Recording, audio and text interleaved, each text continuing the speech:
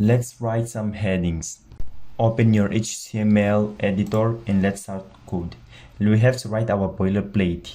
That's going to be that code that we always have to write every time we start a HTML document. As we know, we have the doc type HTML, okay, HTML head, we have the title, I'm going to say headings, and we have the body.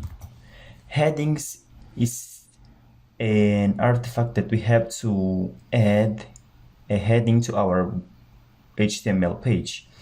How do we add? We simply have to open the tag h1 and close it. Between them, we're going to insert the content. I'm going to simply say heading level 1. In total, we have 6 different heading levels in HTML. And as we increase the number that follows the H, we are decreasing the importance of that level. So let's come here and write H2. I'm going to simply copy this and paste here. This is the heading level 2.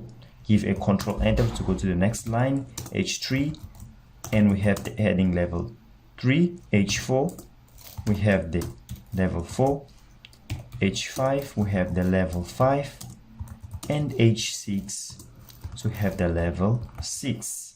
Let's save with Ctrl S and open our browser here. So let's give F5 and we are with our headings right here.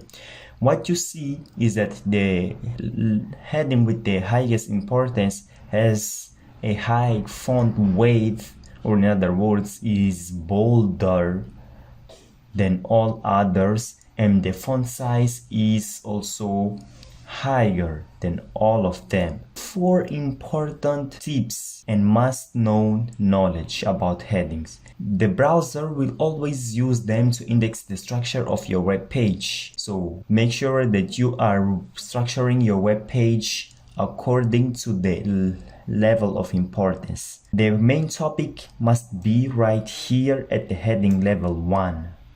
Then the next not main topics must be organizing in terms of hierarchy.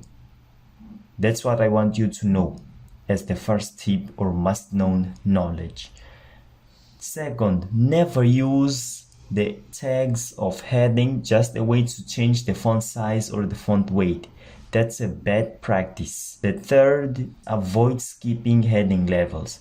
If you are writing about a topic and you have first heading 1, next you go to heading 3, that's not a good practice, although it's going to be working. And always try to use only one H1 per page. Let's go back to our code editor and make something more interesting right here, so that we can really see how to use the different heading levels to write a useful content. Let's talk about the composition of a house. House is going to be our level number 1 right here, the highest one, and here we can have the internal composition as H2, so internal composition.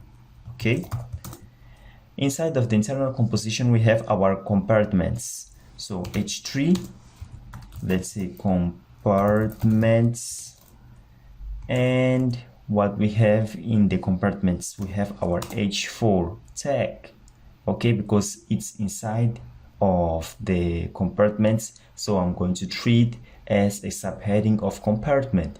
We can have a kitchen, we can have what, a bedroom. Okay, if we don't have compartments, we can have appliances also. Do you see? We can do this structure easily. Appliances. Inside of appliances we can have what, a dish washer. We can have also a toaster. Here we can see the hierarchy. We have a house. Inside of a house, we have its internal composition. We have inside of the internal composition the compartments, and inside of compartments we can have a kitchen, we can have a bedroom. Inside of the internal composition we can have appliances, we have a dishwasher, we have a toaster. And if you want to go deeper and deeper, you can simply write that structure here. Let's give a Ctrl S and come here and give a 5. Do you see what we have? House, internal composition, compartments, kitchen, bedroom, appliances, dishwasher, and toaster. Even visually, we can easily find that this text is structured. This is what I had to tell you about the headings. If you have any question, you know where to post, and let's go.